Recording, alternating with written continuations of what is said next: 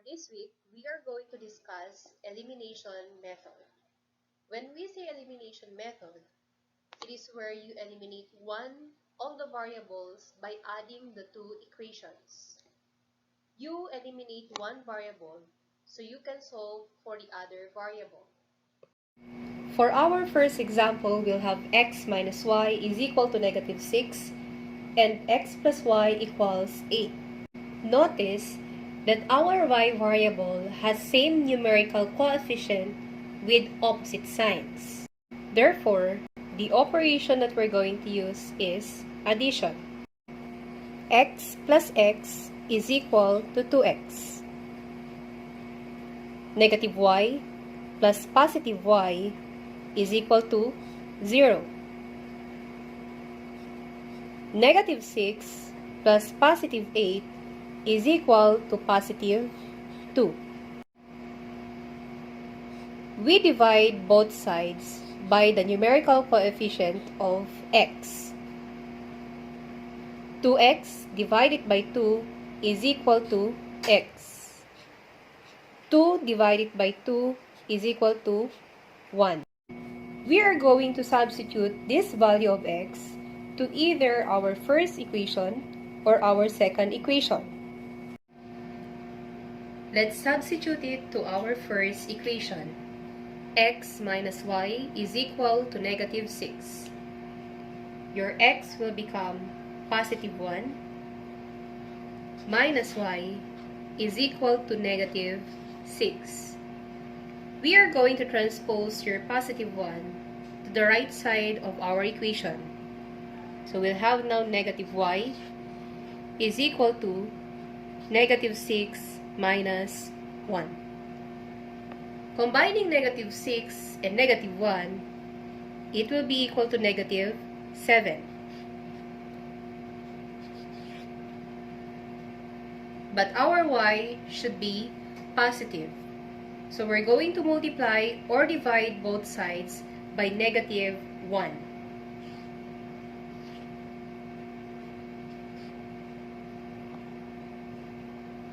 Negative 1 times negative y is equal to positive y. Negative 1 times negative 7 is equal to positive 7. We also try to substitute the value of x, which is 1, to our second equation. X plus y equals 8, where x becomes 1 plus y equals 8. We transpose your positive 1 to the right side of our equation. So y is now equal to 8 minus 1.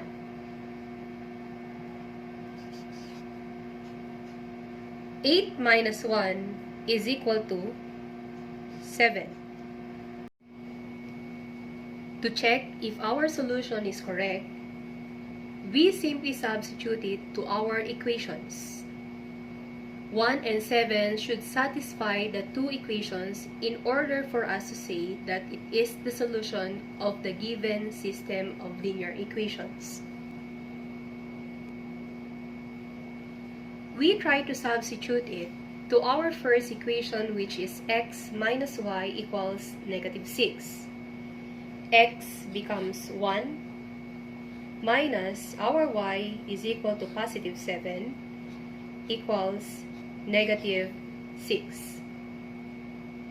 We combine 1 and negative 7, and that is equal to negative 6. Negative 6 is equal to negative 6. It satisfies our first equation. We now substitute it to our second equation, which is x plus y equals 8. Your x is positive 1 plus your y is equal to positive 7 equals 8. 1 plus 7 is equal to 8. 8 is equal to positive 8. We can now say that the solution is 1 and 7. For our second example, we'll have 4x plus 2y equals 14 and 5x plus 2y equals 16. Notice that our y variable has same numerical coefficient, which is 2. And their signs are the same. In order for us to eliminate our y variable using addition, we need to rewrite our second equation as its opposite. Therefore, we will now have negative 5x minus 2y is equal to negative 16. So now we are ready to eliminate our y variable. 4x plus negative 5x is equal to negative 1x, or simply negative x. Positive 2y plus negative 2y is equal to 0. Positive 14 plus negative 16 is equal to negative 2. Our x variable should be positive. So it's either we multiply or divide both sides by negative 1. So I prefer to multiply both sides by negative 1. Negative 1 times negative x is equal to positive x. Negative 1 times negative 2 is equal to positive 2. The value of our x is equal to 2. We now substitute the value of x, which is 2, to either our first equation or our second equation. Let's try to substitute it to our first equation, which is 4x plus 2y equals 14. So we'll have 4 times the value of x, which is equal to positive 2, plus 2y equals 14. 4 times 2 is equal to 8, plus 2y is equal to 14. We transpose your 8 to the right side of our equation. So we'll have 2y is equal to 14 minus 8. 14 minus 8 is equal to 6. Now we divide both sides by the numerical coefficient of your y.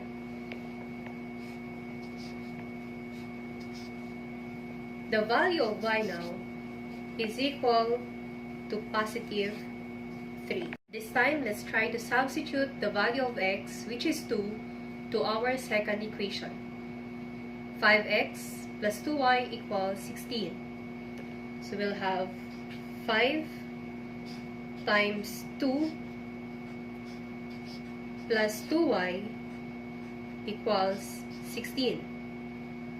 5 times 2 is equal to 10, plus 2y equals 16.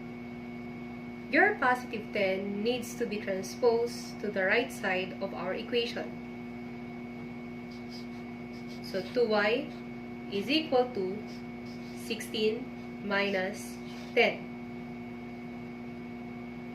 16 minus 10 is equal to 6. 2y is equal to 6. We divide both sides by the numerical coefficient of our y. Y is now equal to positive 3. For us to check if 2 and 3 is the solution of the given system of linear equations, we simply substitute it to our first and second equation. We will check if it satisfies the two equations. For our first equation, which is 4x plus 2y equals 14, it will now become 4 times 2 plus 2 times 3 is equal to 14. 4 times 2 is equal to 8 plus 2 times 3 is equal to 6 equals 14. 8 plus 6 is equal to 14, and 14 is equal to 14. The solution satisfies our first equation. Also substitute it to our second equation. We have 5x plus 2y equals 16. 5 times 2 plus 2 times 3 is equal to 16. 5 times 2 is equal to 10. 2 times 3 is equal to positive 6 equals 16. 10 plus 6 is equal to 16. 16 is equal to 16. It also satisfies our second equation. We can now say that the solution of the given system of linear equations is 2 and 3.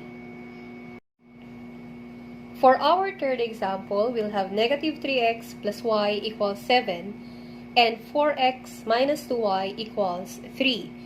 Notice that our numerical coefficients of the y variable are different. Therefore, we need to look first for our LCM for them to become similar.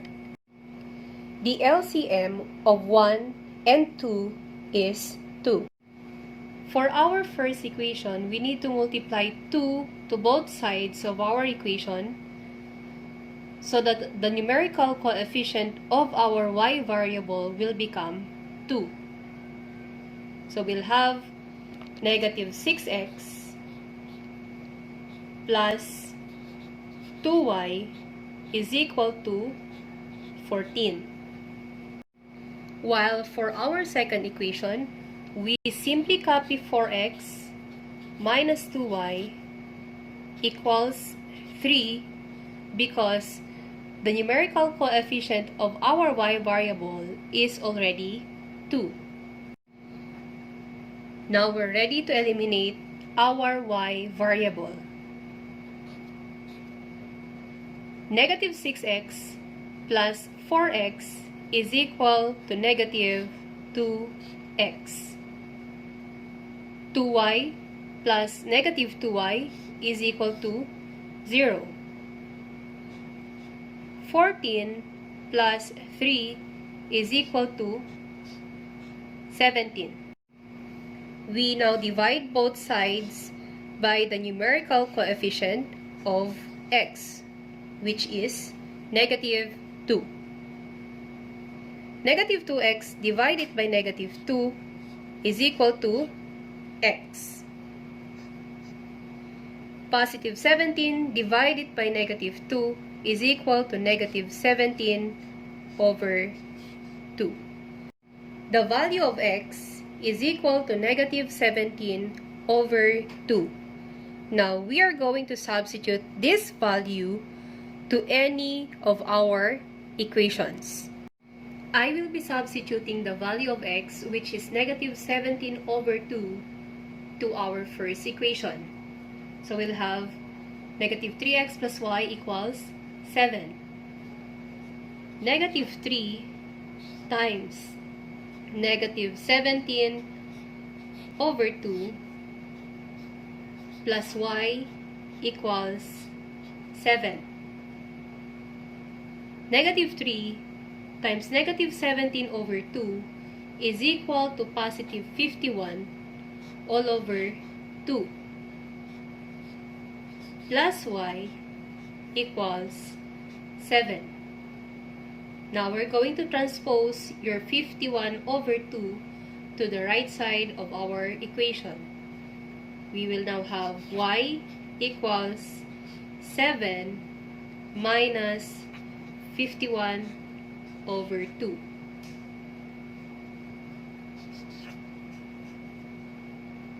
The LCD of 1 and 2 is 2. 2 divided by the denominator of 7, which is 1, times 7 is equal to 14. 2 divided by 2 is equal to 1, times negative 51 is equal to negative 51. 14 minus 51 is equal to negative 37 all over 2. Or we may write our fraction as negative 37 over 2. I will be substituting the value of x, which is negative 17 over 2, to our first equation. So we'll have negative 3x plus y equals 7. Negative 3 times negative 17 over 2 plus y equals 7. Negative 3 times negative 17 over 2 is equal to positive 51 all over 2 plus y equals 7. Now we're going to transpose your 51 over 2 to the right side of our equation. We will now have y equals 7 minus 51 over 2.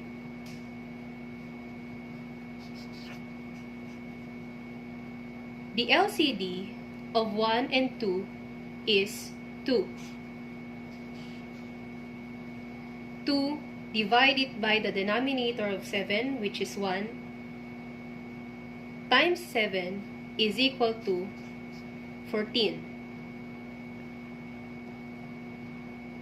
2 divided by 2 is equal to 1, times negative 51 is equal to negative 51.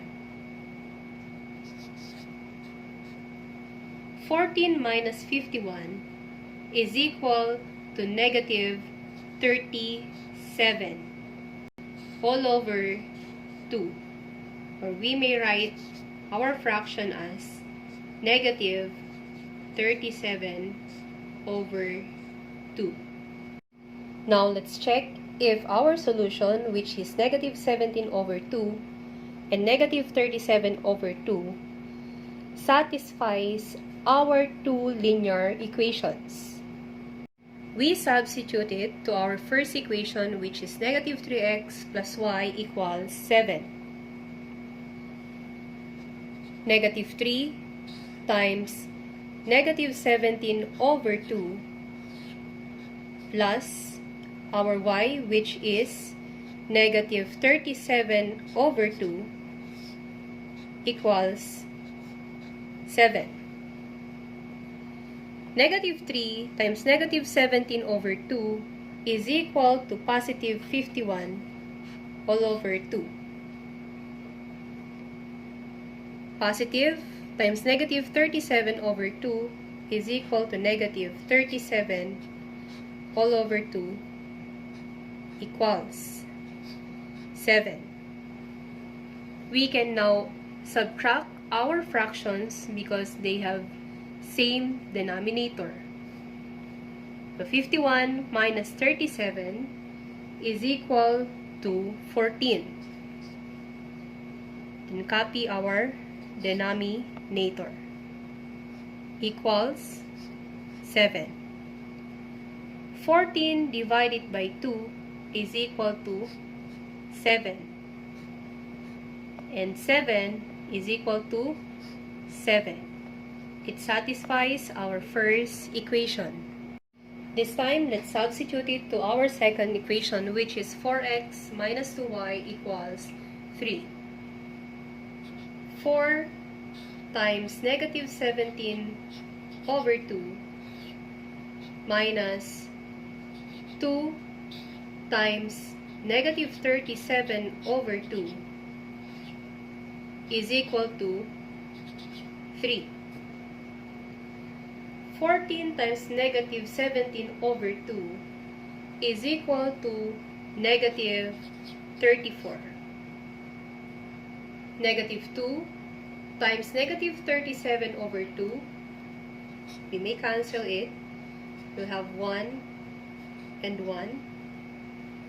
So negative 1 times negative 37 is equal to positive 37 equals 3. Negative 34 plus 37 is equal to 3. And 3 is equal to 3. It also satisfies our second equation. We can now conclude that negative 17 over 2 and negative 37 over 2 is the solution of the given system of linear equations. For our last example, we'll have x minus 10y equals 1 and x minus 15y equals 2. So notice that our y variable has different numerical coefficients. So now let's look for the least common multiple of 10 and 15. If we are going to skip count by 10 and by 15, their least common multiple, or LCM, is 30. So we need to multiply a number to our first equation and another number to our second equation so that the numerical coefficient of our y variable will become the same. For our first equation, we need to multiply 3 to our x minus 10y equals 1. And our first equation will now become 3x minus 30y equals 3. For our second equation, we need to multiply it by 2. So we'll have 2 times our second equation, which is x minus 15y equals 2, which will now transform to 2x minus 30y equals 4. The signs of our y variable are the same. Therefore, we are going to rewrite our second equation to its opposite. So we'll have now negative 2x plus 30y equals negative 4. We simply copy our first equation, which is 3x minus 30y equals 3. Now we are ready to eliminate our y variable. 3x plus negative 2x is equal to x. Negative 30y plus positive 30y is equal to 0. 3 plus negative 4 is equal to negative 1. And that's the value of our y variable. Now we are going to substitute this to any of our equations. I will substitute the value of x, which is negative 1, to our first equation. So your x will now become negative 1 minus 10y equals 1. we transpose your negative 1 to the right side of our equation. So negative 10y is equal to 1 plus 1. 10y is now equal to 2. And we divide both sides by the numerical coefficient of y, which is negative 10. So negative 10y divided by negative 10 is equal to positive y, equals 2 divided by negative 10 is equal to negative 1 over 5. Our solution now is negative 1 and negative 1 over 5.